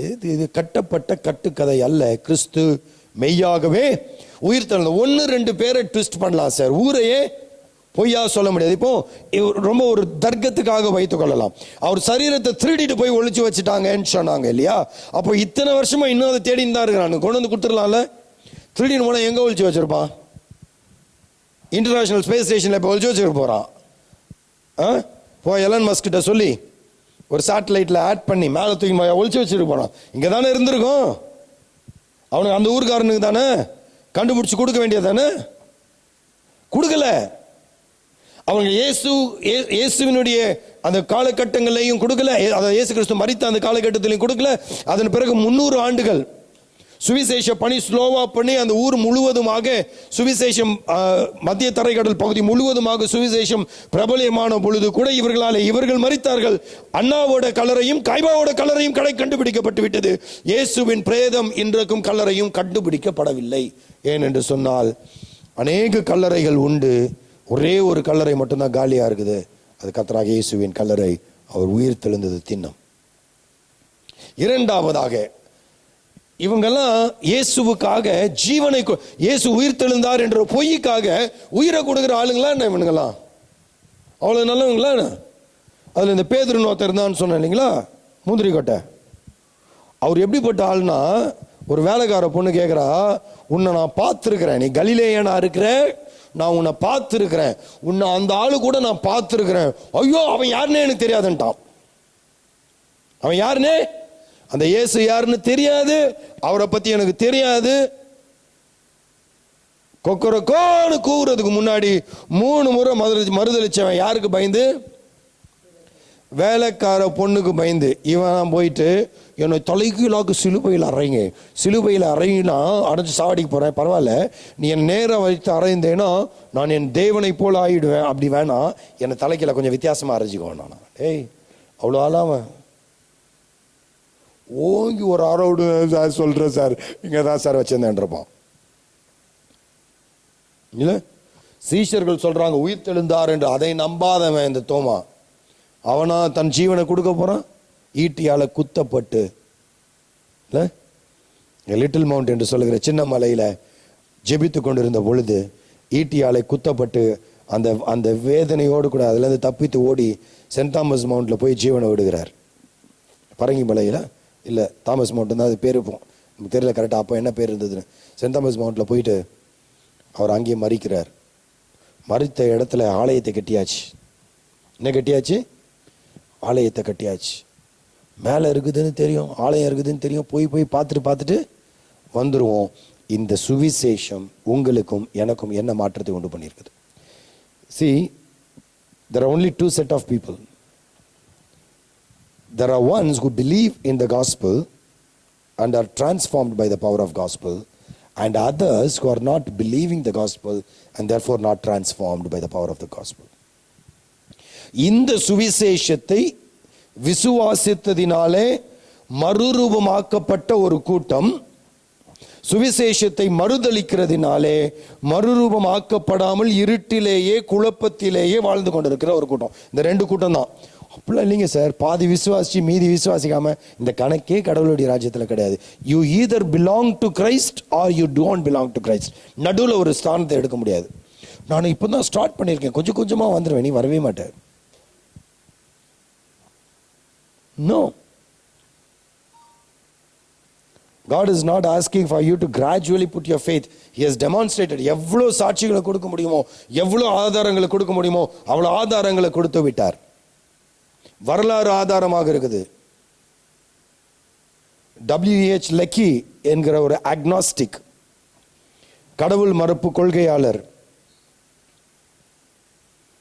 அவர் சொன்னார், இந்த உலகத்தை, இந்த உலக மக்களை மென்மையாக்குவதற்கு, இந்த உலக மக்களின் இருதயத்தை மென்மையாக்கி செவ்வைப்படுத்துவதற்கு, பண்படுத்துவதற்கு ஒரு கலாச்சார மாற்றத்தையும் மனதளவிலான ஒரு பெரிய மாற்றத்தையும் கர்த்தராகிய இயேசு கிறிஸ்துவின் வாழ்க்கையை போல வேறு ஒருவரின் வாழ்க்கையும் மாற்றவில்லை என்று சொல்லி கடவுள் நம்பிக்கை இல்லாத ஒரு தத்துவ ஞானி சொல்லி இருக்கிறான். His name is W.H. Leckie. இந்த சமுதாயத்தை பண்படுத்தினதிலே, மாற்றினதிலே, மென்மைப்படுத்தினதிலே கர்த்தராகிய இயேசு கிறிஸ்துவின் வாழ்க்கையை போல, அவருடைய வார்த்தையும் வாழ்க்கையும் போல வேற ஒண்ணுமே இல்லை என்பதை அவன் சொன்னான். If you believe in this gospel, நாம் இந்த சுவிசேஷத்தை விசுவாசிப்போம் என்று சொன்னால் இது நம்முடைய வாழ்க்கையை மாற்றி அமைக்க வல்லமை உள்ளது. என்னென்ன காரியங்களை மாற்றி அமைக்கும்? என்பதை மாத்திரம் சுருக்கமாக பார்த்துட்டு நம்ம முடிச்சிடலாம். முதலாவது காரியம், we'll start from the power of crucifixion because we cannot jump into power of resurrection without the crucifixion. Okay, ஏன் இது ஏங்க முக்கியம் அப்படின்னா, இஸ்லாமியர்கள் சிலர் நம்புகிறது என்னன்னா, அவங்க சிலுவையில் போகும்போது மாத்திட்டாங்க ஆளை, அவர் ஒரு மேஜிக் பண்ணி ஆளை மாத்திட்டார், இயேசு மரிக்கவே இல்லை அப்படின்னு. எதுக்காக அவர் மரிக்கலைன்னு ப்ரூவ் பண்ணும்? ஏன்னா அவர் மரித்தார்னா உயிர் தெழுந்தது நிரூபிக்கப்படும், மரிச்சாதானே உயிரோட வர முடியும். ஸோ மரிச்சதையே உயிர் தெழுதலுக்கான அடையாளத்தை நீங்க கொடுத்துடுறீங்க. ஆனா நான் சொல்றேன், அவரே சாகலப்பா, அவர் வேற ஆளை மாத்திட்டாருன்ட்டா என்ன செய்வேன்? எப்படி எல்லாமோ ட்விஸ்ட் பண்ணி பார்க்குறாங்க, இதை எப்படி எல்லாமோ மாற்றி அமைக்க முயற்சிக்கிறார்கள். ஆனால் இது மாற்ற முடியாதது, ஏன்னா இது மனு குலத்தை மாற்றி அமைத்துக் கொண்டே இருக்குது. அப்போ the power of crucifixion, சிலுவையின் அதிகாரம் எனக்கு எதை கொடுத்தது? பாவ மன்னிப்பின் நம்பிக்கையை கொடுக்கிறது. சிலுவையிலே கிறிஸ்து எனக்காக மரிக்கவில்லை என்று சொன்னால், அவர் எனக்காக பிதாவை இவர்களுக்கு மன்னியும் என்று சொல்லி பரிந்து பேசவில்லை என்று சொன்னால், எனக்கு பாவ மன்னிப்பு கிடையாது. எனக்கு பாவ மன்னிப்பு கிடைக்கவில்லை என்று சொன்னால், பாவத்துக்கான தண்டனையை நான் சுமந்து தீர்த்தாக வேண்டும். ஆக்கினை தீர்ப்புக்கு நாம் பாத்திரவானால் நீங்களும் பாத்திரவானாக இருப்பீர்கள். So the power of crucifixion, சிலுவையின் அதிகாரம் உங்களையும் என்னையும் பாவத்திலிருந்து மன்னித்து பாவத்தின் தண்டனையாகிய ஆக்கினை தீர்ப்பிலிருந்து விடுதலை செய்தது. That is number 1. Number 2, the power of resurrection gives you power against sin. நான் கிறிஸ்துவோடு கூட அவருடைய பாடு மரணத்திலே ஐக்கியப்பட்டு அவருடைய உயிர்த்தெழுதலின் வல்லமையிலே நாம் எழுப்பப்பட்டிருப்போம் என்று சொன்னால், the first thing that happened, சிலுவையிலே பாவத்தினுடைய பனிஷ்மெண்ட்டுக்கு எதிரான அதிகாரத்திலிருந்து கர்த்தர் விடுதலையை தந்தார். இல்ல, பனிஷ்மெண்ட்டுக்கு தண்டனையிலிருந்து விடுதலையாக்கப்பட்டிருக்கிறோம். இரண்டாவது, பாவத்துக்கு எதிரான வல்லமையுள்ளவர்களாக கர்த்தர் நம்மை மாற்றி இருக்கிறார் அவருடைய உயிர்த்தெழுதலினாலே. The only reason why you and me can think of living a holy life, பரிசுத்த வாழ்க்கை வாழ முடியும் என்கிற எண்ணம் உங்களுக்கும் எனக்கும் வருவதற்கு ஒரே காரணம் கர்த்தராகிய இயேசு கிறிஸ்துவின் உயிர்த்தெழுதல். Right? Because he controls your mind, your heart and your actions. அவர் உயிர் உள்ளவராக இருக்கிறபடினாலே உங்களுடைய சிந்தையையும் உங்கள் யோசனைகளையும் உங்கள் செயல்பாடுகளையும் ஆளுகை செய்ய வல்லவராக இருக்கிறார். So we can stand against evil one. பிசாசுக்கு எதிராக எதிர்த்து நின்று பாவத்தை ஜெயிக்கக்கூடிய ஆற்றலை கர்த்தராகிய இயேசு கிறிஸ்துவின் உயிர்த்தெழுதல் உங்களுக்கும் எனக்கும் அருமையானவர்களை தந்திருக்கிறது. நாம் பாவத்துக்கு அடிமைகள் கிடையாது, விளங்கிக் கொள்ளுங்க. நம்ம சில நேரங்களில் தவறி விழுவது முடியும். We can fall, but Satan can trip us, never can enslave us. நம்மளை அடிமைப்படுத்த முடியாது. ஏனால் கிறிஸ்து உயிர்த்தெழுந்ததினாலே மரணத்திற்கு ஏதுவாக இருக்கிற இந்த பாவத்தை ஜெயிக்க வல்லமையை நமக்கு தந்திருக்கிறார். கிறிஸ்துவின் உயிர்த்தெழுதல் அந்த வல்லமையை நமக்கு கொடுத்திருக்கிறது. இரண்டாவது, the power of his presence. கிறிஸ்து உயிர்த்தெழுந்ததினாலே அவர் யோவான் எழுதின சுவிசேஷம் 16ஆம் அதிகாரத்தில் சொன்னார், நான் உங்களை விட்டு போவது உங்களுக்கு நலமாய் இருக்கும், ஏன்னா நான் போன பிறகு வாக்குத்தத்தம் பண்ணப்பட்ட பரிசுத்த ஆவியாகிய தேற்றரவாளன் உங்களோடு கூட இருப்பார். He said, when I die and I am resurrected, நான் மரித்து உயிர்த்தெழுந்த பிறகு பரிசுத்த ஆவியானவர் உங்களோடு கூட இருப்பார். பரிசுத்தம் உள்ள தேவன் பாவியாகிய நம்மோடு வாழ முடியாது. ஆனால் கிறிஸ்து மரணத்தை ஜெயித்து உயிர்த்தெழுந்ததினாலே பரிசுத்த தூய ஆவி உங்களிலும் என்னிலும் கொடுக்கப்பட்டிருக்கிறது. ரைட்? ஒரு காலத்தில் எந்த பாவம் நமக்கு இன்பமாக தோன்றியதோ இப்போ அந்த பாவம் அருவருப்பாக தோணுதுன்னா, not because we are good. Evolution தியரியினால கிடையாது. Evolution theory says survival of the fittest. நீ என்ன வேணா பண்ணிக்கோ, there is no morality attached to evolution. அங்க நீதி அறம் எவல்யூஷன்ல பரிமாண வளர்ச்சி கொள்கையில கிடையாது. எது வல்லமை இருக்குதோ அது பொழைச்சிக்கோ, அவ்வளவுதான். அது நீ கொன்னு வேணா பொழைச்சிக்கோ, அதை சார்ந்து வேணா பொழைச்சிக்கோ, அதை தின்னு வேணா பொழைச்சிக்கோ, நீ எப்படி வேணா பொழைச்சிக்கோ, அதை பத்தி இல்லை. உனக்கு வல்லமை இருந்தா நீ பொழைச்சிப்ப, அவ்வளவுதான். அங்க சத்தியம் இல்லை, அறம் இல்லை. Science doesn't talk about morality. கரெக்டுங்களா? அதுக்கு பேரு மீட்டா சயின்ஸ்ன்ட்டாங்க. கற்பனைக்கு எட்டாத அறிவியல்ட்டான். அதுக்குள்ள போயிடுச்சு இதெல்லாம். Metaphysics, I'm sorry, metaphysics. What is morality? What is that we are really looking at? கர்த்தருடைய பிரசனம் இன்னைக்கு அது இல்லைன்னா என்ன சொல்றான்? அறிவியல் என்ன சொல்லுது? நீ பிறந்ததும் எந்த திட்டமும் கிடையாது, ஏதோ வந்துட்ட, அதை விலைக்கு சொல்ல முடியாது. கேள்வி இருந்ததுன்னா என்கிட்ட தனியாக கேளுங்க, உங்கள்கிட்ட நான் பதில் சொல்றேன். ஏதோ வந்துட்டயா, you are not a intentional product. நீ வரணும்னு யாரும் எதிர்பார்க்கல உன்னை. நீ எதேச்சியா வந்துட்ட. நீ வாழ்வ, ஏதோ ஒன்று வாழ்வ, செத்து போவ. நீ பிறக்கிறதுக்கு முன்னாடி கிடையாது, செத்ததுக்கு அப்புறமும் கிடையாது. அப்படின்னா நான் ஏன் ஒழுங்கா இருக்கணும்? நான் உத்தமமா, ஒழுங்கா, உண்மையா ஏன் வாழணும்? அது எனக்கு என்ன பண்ண போகுது? ஒண்ணுமே பண்ண போறது இல்லைல்ல. அப்ப நான் இன்பமா வாழ்ந்துட்டு போயிடுறேன், சந்தோஷமா வாழ்ந்துட்டு போயிடலாம். கரெக்ட் தானே? எனக்கு எதெல்லாம் சுகமா தெரியுதோ, எதெல்லாம் பிளஷர் கொடுக்குதோ, எதெல்லாம் எனக்கு சரின்னு தோணுதோ அதன்படி வாழ்ந்துட்டு போயிடலாம்ல. ஆனா அப்படி நமக்கு இன்பம் கொடுப்பது நம்ம குத்துது இல்ல. சில இன்பங்கள், பாவ இன்பங்கள் உள்ளுக்குள்ள என்ன செய்யுது? கொடையுது. எப்படி அந்த மனசாட்சி வந்தது? இது கிறிஸ்தவர்களுக்கு மாத்திரம் இல்லை, கிறிஸ்துவை அற்றவர்களுக்குமே இருக்குது. எங்க இருந்து வந்துச்சு அது?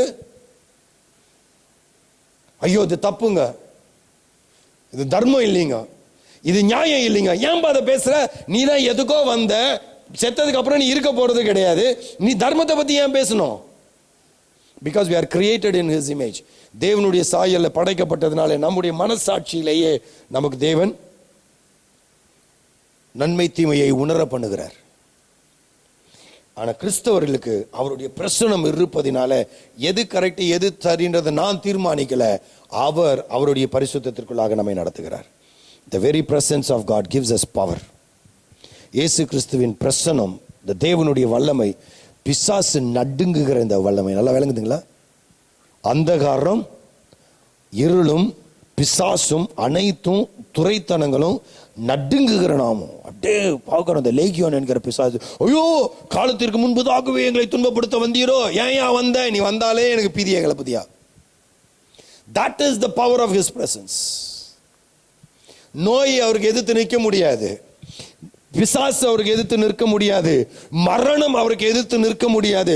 That is the power of his presence. அருமையானவர்களே, இயேசு கிறிஸ்துவின் வல்லமையுள்ள பிரசன்னம் பரிசுத்த ஆவியினாலே நம் மத்தியிலே இருக்கிறபடினாலே இந்த உலகத்தின் எந்த காரியமும் நமக்கு எதிர்த்து நிற்பதில்லை.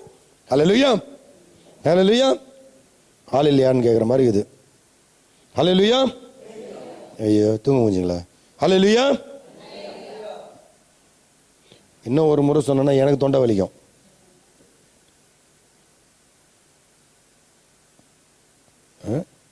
அப்ப அவருடைய பிரசனம் நமக்கு வல்லமையை தருகிறது. அருமையானவர்களே, அவருடைய பிரசனம் நம்மை வித்தியாசப்படுத்துகிறது. God's presence with us makes us very different. What makes us different? நான் எதனால விசேஷமானவன்? மோசே சொன்னான், நீர் எங்களோடு வருவதனால அல்லவா. தேவன் நம்மோடு கூட இருக்கிறபடினாலே நம்ம வித்தியாசமானவர்களாக இருக்கிறோம். மூன்றாவதாக, the presence of God brings shalom, சமாதானம். தேவ ஆவியானவர் நம்மோடு கூட இருக்கிறபடினாலே தேவ சமாதானம் நம்மை ஆளுகை செய்கிறது. இந்த தேவனுடைய பிரசனம் நமக்கு நம்பிக்கையை தருகிறது. I'll go fast. Power of redemption. Power of redemption. உயிர் தெழுதல் எதை கொடுக்கிறது எனக்கு? Power of redemption. நான் மீட்கப்படுவேன். நல்லா விளங்குதுங்களா?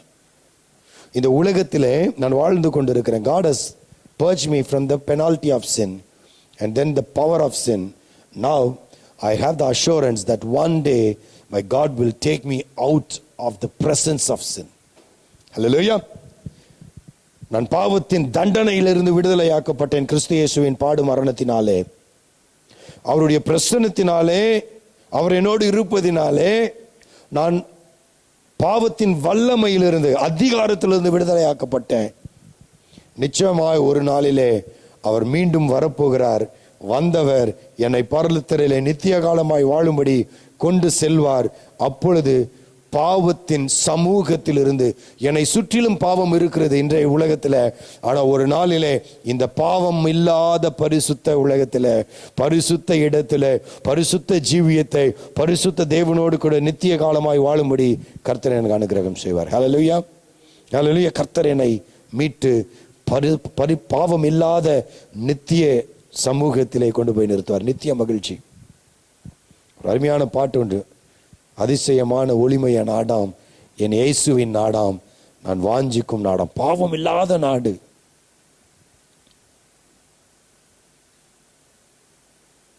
அருமையான நாடு. அங்கே என்னை கொண்டு போய் அவர் நிறுத்த வல்லவராக இருக்கிறார். In Jesus resurrection we have the power of redemption. நமக்காக உயிர்த்தெழுந்த தேவன் அவர் பிதாவின் வலது பாரிசத்திலே தொடர்ந்து அமர்ந்து நமக்காக அவர் இன்டர்சீட் பண்ணி கொண்டு இருக்கிறார், பரிந்து பேசி கொண்டிருக்கிறார். பிதாவின் வலது பாரிசத்திலே அவர் நமக்காக இருந்து when God sees us, God sees தேவன், பிதாவாகிய தேவன் நம்ம நேரடியாக பார்ப்பார். ஆனால் நம்ம பஸ்மம் ஆயிடுவோம், அழிந்து போயிடுவோம். ஆனால் குமாரனாகிய கிறிஸ்துவின் மூலமாக நம்மை பார்ப்பதினாலே நாம் கிருபை பெற்று இருக்கிறோம். ஹல்லேலூயா. அந்த தேவன் மீண்டுமாக வந்து இந்த பிரதான ஆசாரியன் நம்மை தேவ சமூகத்தில் கொண்டு போய் நிறுத்தி நித்திய காலமாய் வாழும்படி நமக்கு அனுகிரகம் செய்வார். அடுத்ததாக, சரி சார், ஒரு காலத்தில் பாவத்தில் இருந்தேன், கர்த்தர் எனக்குள்ளாக வந்ததினாலே பாவத்தின் அடிமைத்தனத்தில் இருந்து, பாவத்தின் ஆக்கினை தீர்ப்பிலிருந்து விடுதலை ஆக்கப்பட்டிருக்கிறேன். சூப்பர். ஆனால் நான் அடிக்கடி இன்னொரு நாள் மன்னிக்கணும், கர்த்தர் நிச்சயமாக அந்த இயேசு கிறிஸ்து மீண்டுமாய் வருவார், அவர் என்னை நிச்சயமாக பரத்துக்கு கொண்டு செல்வார், அப்போ நான் பாவம் இல்லாமல் இருப்பேன். ஆனால் இந்த இடைப்பட்ட காலத்தில் நான் போராடி கொண்டிருக்கிறேனே, இந்த உலகத்தில் நிறைய பிரச்சனைகளும் நிறைய போராட்டங்களும் நிறைய அழுத்தங்களும், நிறைய நேரத்தில் நான் தோற்று போய் விடுவேனோ என்கிற பயமும் என்னை ஆட்கொண்டு இருக்கிறதே. நான் என்ன செய்யட்டும்? உயிர்த்தெழுதலின் வல்லமை நமக்கு கொடுக்கிற 4வது பரிசு, the power of renewal. Power of renewal. அவர் நம்மை புதுப்பித்து கொண்டிருக்கிறார், பரிசுத்தமாக்கி கொண்டிருக்கிறார், நம்மை கொஞ்சம் கொஞ்சமாக அவருடைய குமாரனின் சாயலுக்கு ஒப்பாய் மாற்றிக் கொண்டிருக்கிறார். ஹல்லேலூயா, ஹல்லேலூயா, ஹல்லேலூயா. வேத வார்த்தையினாலும் பரிசுத்த ஆவியினாலும் பரிசுத்தவான்களின் கூட்டமைப்பினாலும், அதை சபைன்னு சொல்லலாம், ஃபெலோஷிப்னு சொல்லலாம். Why church is important? Why coming together is important? சர்ச்சுக்கு முடிஞ்சா போகலாம், இல்லை சபை கூடி வருதல் ஏன் அத்தியாவசியம்? இந்த கூடுகை நமக்கு வல்லமையை தருகிறது, இந்த கூடுகை நம்மை புதுப்பிக்கிறது, இந்த கூடுகை நமக்கு தெளிவை தருகிறது. இதை விட்டுட்டு வெளியே போனீங்கன்னா அந்த கூடுகை வேற மாதிரி இருக்கும், அந்த கூட்டம் வேற மாதிரி இருக்கும். அங்கே பாவம் நிறைந்து இருக்குது, இங்க பரிசுத்தம் இருக்குன்னு சொல்லலை, இங்களும் பாவிகள் தான் உட்கார்ந்து இருக்கிறோம், அது வேற கதை. ஆனால் கிறிஸ்துவின் நிறைவை கொண்டவர்களாக இருக்கிறோம். நம்ம ஒன்று கூடி தேவனை ஆராதிக்கிறோம். அழகா பாடினாரு, யூதராஜ் சிங்கம் உயிர்த்து எழுந்தார். எபிரேய மொழியில Yodha, that's a word, Yodha, யூதா இல்ல யோதா. எபிரேய மொழியில யோதா means praise, துதி. யோதானா என்ன? துதி. இங்க ஒன்று கூடி தேவனை ஆராதித்து தேவனை துதிக்கும் பொழுது, நம்முடைய சூழ்நிலைகள் மறந்து தேவனை நோக்கி பார்க்கும் பொழுது, அந்த தேவ பிரசன்னத்தின் வல்லமை நம்மை ஆட்கொள்ளும் பொழுது, நிறைய உள்ள இருக்கிற அந்தகாரத்தின் ஆளுகைகள் நம்மை விட்டு கடந்து போய் தேவனுக்குள்ளாக பலன் அடைகிறோம். நாம் ஒருவரை ஒருவர் ஆற்றி, ஒருவரை ஒருவர் தேற்றி, ஒருவருக்கு ஒருவர் ஜெபித்து, ஒருவரை ஒருவர் திடப்படுத்தி கிறிஸ்துவுக்குள்ளாக அந்த நாளுக்காக காத்திருக்கும்படி ஒரு குடும்பமாக, ஒரு கூட்டமாக ஆயத்தமாகிறோம். அருமையானவர்களே, there is power of renewal in this process. அவருடைய வார்த்தை, ஆவியானவர், அவருடைய சமூகம், இந்த மூன்றும் சேர்ந்து நம்மை சுத்திகரிக்கிறது, புதிதாக்கி கொண்டே இருக்கிறது. This is where you get renewed. You don't get renewed otherwise. சபை கூடி வருதலிலே நாம் பரிசுத்தமாகிறோம், புதுப்பிக்கப்படுகிறோம். குமாரனை போல, கர்த்தராகிய இயேசு கிறிஸ்துவை போல நாம் மாற்றம் அடைவோம். சரிங்களா? 2 வசனத்தை வாசிச்சு முடிக்கலாம். ரோமர் 1 கொரிந்தியர் 1 அதிகாரம் 1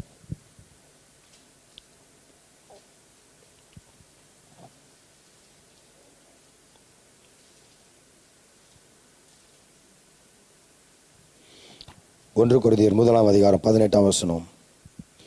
சிலுவையை பற்றிய உபதேசம் கெட்டு போகிறவர்களுக்கு பைத்தியமாயிருக்கிறது, ரட்சிக்கப்படுகிற நமக்கோ அது தேவ பலனாயிருக்கிறது. ஹல்லேலூயா. கெட்டு போகிறவர்களுக்கு இது பைத்தியம் சார். ஆமாங்க, வளரின்னு கிடப்பான் ஒருத்தன் பைத்தியக்காரன், கோட்டை போட்டுன்னு வந்துடுறான்.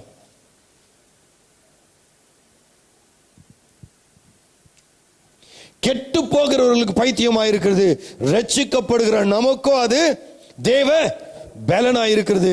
திஸ் சுவிசேஷம், இந்த சுவிசேஷம் நமக்கு தேவ பலனாயிருக்கிறது. அருமையானவர்களே, தேவ பலனாயிருக்கிறது. அதே 1 கொரிந்தியர் 15 வருவோம் மீண்டுமாக.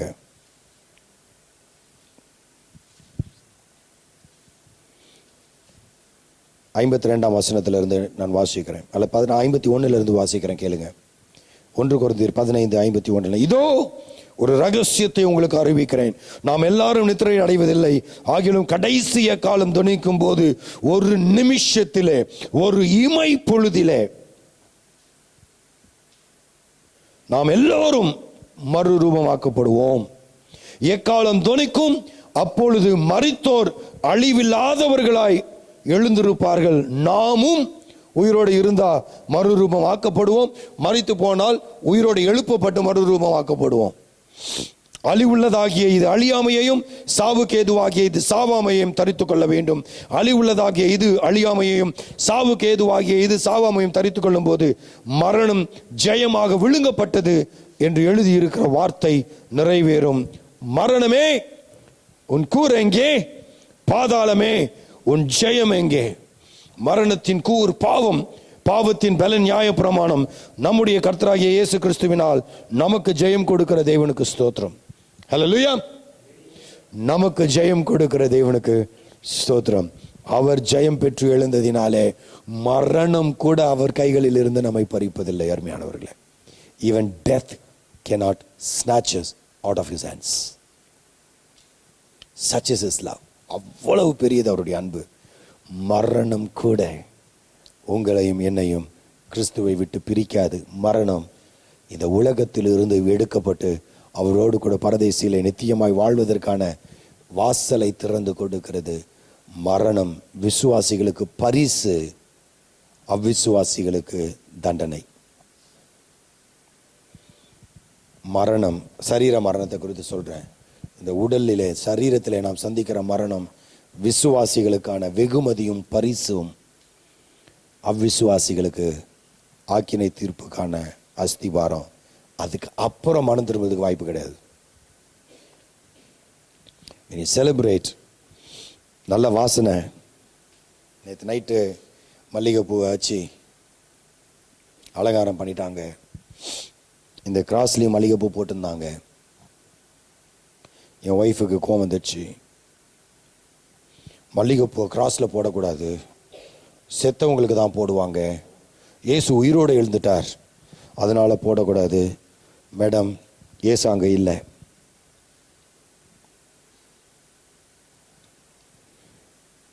இயேசு சிலுவையில் செத்தவராக தான் இருந்தார், அவர் சிலுவையில் இல்லை. நான் நம்ம சிலுவையை பிடிச்சின்னு தொங்கின்னு உட்காந்துன்னு இருப்போம். சிலுவை சிலுவை சிலுவை சிலுவை கொடூர மரண தண்டனையின் கருவிங்க. அது எப்படிங்க புனித சின்னமாச்சு? ஏன்னா புனிதர் அதில் மரித்ததினாலே அது புனித சின்னமாக போயிடுச்சு. நான் ஒரு கேள்வி கேட்கட்டுங்களா? இந்த சிலுவை உங்களுக்கு அடையாள சின்னமா, உங்க ஆவிக்குரிய வாழ்க்கையின் அஸ்திபாரமா? இந்த சிலுவை உங்களுக்கான அடையாள சின்னமா? நீங்க தாலியில, கழுத்துல, காதுல, பைபிள்ல, உங்க புக்கில் அப்பாலை இப்போ சாத்தானேன்னு சொல்றதுக்காக காட்டுற சிம்பிளா, சின்னமா, இல்லை உங்க விசுவாச வாழ்க்கையின் அஸ்திபாரமா? உயிர்த்தெழுதல் கட்டுக்கதையா, உங்கள் வாழ்க்கையை கட்டமைக்கிறதா? கொஞ்சம் யோசிங்க. உயிர்த்தெழுதல் உங்களுக்கு கதையா, இல்லை உங்கள் வாழ்க்கையை கட்டமைத்துக் கொண்டிருக்குதுங்களா? சுவிசேஷம் உங்களை மாற்றி அமைத்து மறுரூபமாக்கி கொண்டிருக்கிறதா, இல்லை இந்த காதில் வாங்கிட்டு இந்த காதில் விட்டுட்டு ஓடினே இருக்கிறீங்களா? நீங்கள் மல்லிகை பூவால் டெக்கரேட் பண்ணாலும் சரி, ரோஜா பூவால் டெக்கரேட் பண்ணாலும் சரி, இல்லை நீங்கள் சாமந்தி பூவால் டெக்கரேட் பண்ணாலும் சரி, அது எதுவும் பரலோகத்துக்கு போக போகிறது இல்லை. பரலோகத்துக்கு போக போகிறது உங்கள் ஆத்மாவும் என்னுடைய ஆத்மாவும். இந்த ஆத்மா கிறிஸ்து இயேசுவிலே நிறைவு பெற்றிருக்கிறதா என்கிறது தான் கேள்வி. இதை நிறைவுபடுத்தி நித்தியத்திலே சுதந்திரவாளிகளாய் உங்களையும் என்னையும் வாழ வைக்க வல்லவர் கர்த்தராகிய இயேசு கிறிஸ்து. அவர் அதற்காகவே இந்த உலகத்தில் வந்தார், அதற்காகவே மரித்தார், அதற்காகவே அடக்கம் பண்ணப்பட்டார், அதற்காகவே உயிர் தெழுந்தார், அதற்காகவே பிதாவின் வலது பாரிசத்திலே பரிந்து பேசிக் கொண்டிருக்கிறார். நம்மை மீட்கும் பொருளாகவே மீண்டும் வரப்போகிறார். அவர் நம்மை ஆயத்தப்படுத்தும்படியாக வந்து செய்ய வேண்டியதெல்லாம் செய்து முடித்து விட்டு பரம் சென்று வருகைக்காக திரும்ப வருவதற்காக காத்து கொண்டிருக்கிறார். ஒரே ஒரு கேள்வி, அவரை சந்திக்கிறதுக்கு நீங்க ரெடியா இருக்கீங்களா? ஆமோஸ் 4:12 ஆமோஸ் என்கிற தீர்க்கதரிசி சொன்னான், உன் தேவனை சந்திக்கும்படி ஆயத்தப்படு, உன் தேவனை சந்திக்கும்படி ஆயத்தப்படு. The power of resurrection delivers us from the power of sin, punishment of sin. மன்னிக்கணும், பாவத்தின் அதிகாரத்திலிருந்து, தண்டனையிலிருந்து நம்மை விடுதலை செய்கிறது. உயிர்த்தெழுதலின் வல்லமை பாவத்துக்கு எதிர்த்து நிற்க நமக்கு ஆற்றலை தருகிறது. உயிர்த்தெழுதலினாலே தேவ பிரசன்னம் நம்மோடு கூட இருப்பதினாலே உலகத்தின் எந்த காரியமும் நம்மை அண்டாது. ஏனால் இந்த உலகத்தில் இருக்கிறவரிலும் உங்களில் இருக்கிறவர் பெரியவர். 4வது, இந்த உயிர்த்தெழுதல் நித்திய மீட்புக்கான அடையாளமாக இருக்கிறது. அந்த நாள் வரும் வரை நம்மை புதிதாக்கி கிறிஸ்துவை போல் மாற்றிக் கொண்டிருக்கிறதும் இந்த உயிர்த்தெழுதலின் நன்மை. தலையில் தாழ்த்தி செல்லும் அன்பின் இயேசு என்ற கருத்தில் நினைவு 2000 ஆண்டுகளுக்கு முன்பதாக நீர் உயிர்த்தெழுந்து ஜீவனோடு கூட எங்கள் மத்தியிலே வாசம் பண்ணுகிறதற்காக நன்றி. உங்கள் பிரசன்னம் எங்கள் மத்தியில் இருப்பதற்காக நன்றியோடு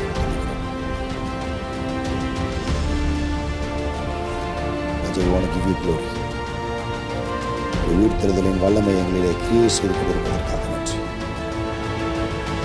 ஒருவேளை நம்பிக்கையற்றவர்களாக கேள்வியோடு கூட இங்கே யாராவது வந்திருப்பார்களானால் ஆவியான தேவனை நீர் இடைப்படப்படி காட்சி, சந்தேகத்தோடு யாராவது இருப்பார்களே ஆனால் கர்த்தர் அவர்களை தொடுமுடி காட்சி.